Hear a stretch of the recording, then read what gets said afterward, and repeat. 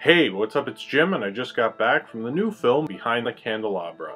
Is about the relationship between Liberace, played by Michael Douglas, and a young man, Scott Thorson. It's based on the novel by Scott Thorson, Beyond the Candelabra, My Life with Liberace, about their romance and the history of it. This is the final film from Steven Soderbergh, supposedly. I think it's fitting that this is the final film. It's not like a swan song film, but it is a film that the portrayal of it is very much about the direction, because this story, the story of Scott Thorson and Liberace, is kind of TV movie quality in terms of the story. Now, not to knock their romance or anything like that, but the way Soderbergh approaches it in kind of more of a journalistic, matter-of-fact way, the camera's always far back. There's not really close-ups in this movie. They're kind of close-ups when they're being intimate, but for the most part, there's not any mediums. They don't really rely on close-ups. It's a lot of wide shots in a very removed way about it, which makes it more real and a little more intimate than you get from a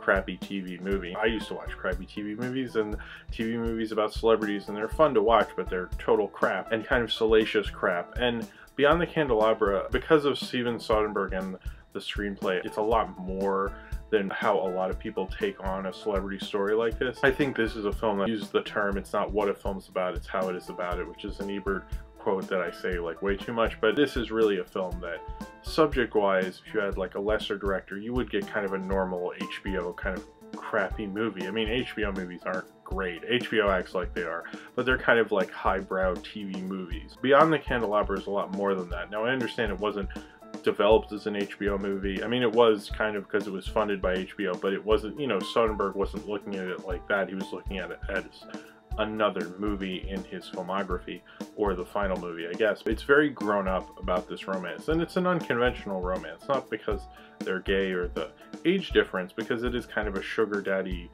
type relationship, and that Liberace was so over the top, and this house is ridiculous, and this lifestyle is ridiculous. So it's very unique in what it's trying to do, but I really appreciate how it doesn't fall into mommy dearest territory where it's so bad it's good. I mean, the only parts that are kind of salacious and funny, I mean, you can't totally not have that in there, especially if you're doing it in a matter-of-fact way, because this is the Liberace romance movie. You're gonna have some salacious qualities in there and some funny qualities. Certainly Rob Lowe in this film, I think he's just playing pretty much a comedic character in a film that has comedy and drama and all sorts of emotions in it, but he is, to me, he's playing just a comedic character. He plays Dr. Starts. He has all this plastic surgery on his face, and he's a plastic surgeon, and he gives Liberace plastic surgery at one point. He's just hilarious. I like quoting his character and talking about the California diet and the way he moves in it. It's better than his character in Parks and Rec.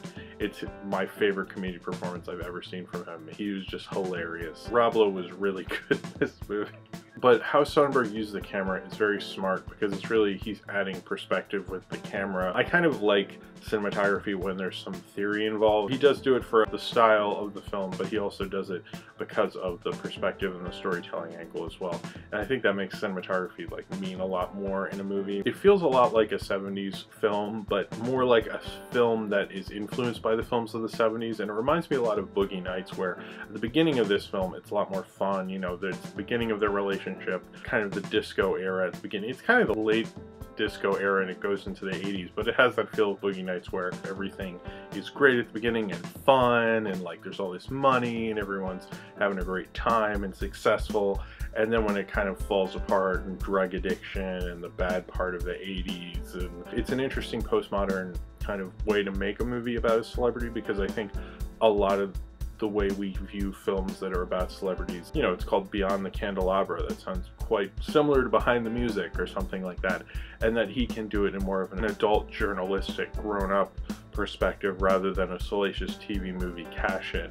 I think I just bring that up because that's the genre this type of story is more used to, and I'm not saying Soderbergh was influenced by those. Maybe he was, but it's interesting to see someone take this kind of a story on. All the performances in this film are great. I mean, I already talked about Rob Lowe, but Michael Douglas as Liberace. Kirk Douglas was a big risk taker in his day, and I think Michael Douglas has tried to emulate that in his career. He's done a great job. I don't know if he's as great as his father, but he's still a great actor. Usually he plays people who are a lot more confident, and this was really a different role, not just because he has a voice face and everything, because he really doesn't do that very often. He's not like a Daniel Day-Lewis where he's emulating somebody like that. You know, he's usually kind of sounds like Michael Douglas. He has the Michael Douglas persona, like Wall Street or Romancing the Stone. I liked his portrayal of Liberace because I think he gets a certain part of celebrity, and it's interesting to have a celebrity play Liberace. He got the distance of celebrity and really understood that world. And since he's also, you know, grown up in it and lives in it now and has had, however old he is, I think 50 plus years of experience with celebrity, it's more of a well-rounded kind of view of it. But I think he gets that Liberace can't be too close to someone, the limitations with celebrity and the limitations that puts on your personality and what that does to your personality and what that means to him as a person. He really seemed to understand Liberace, and the Liberace in this film, or Lee as he's often called, does feel like very calculated and distant. And there is kind of a view in this film that Liberace, beginning you have this character played by Sinead Jackson, plays this guy Billy, who he's first going out with when Matt Damon's character Scott Thorson shows up. And when Scott Thorson shows up, it seems like Billy's on the out.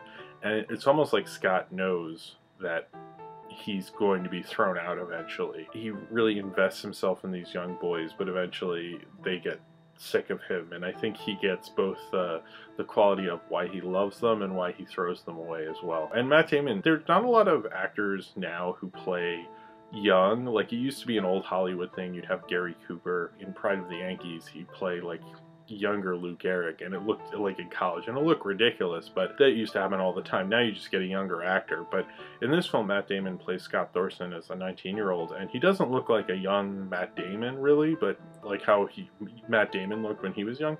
But he pulls off being young anyway. Like, he looks like a different young Matt Damon. He pulls it off through makeup, through his actions.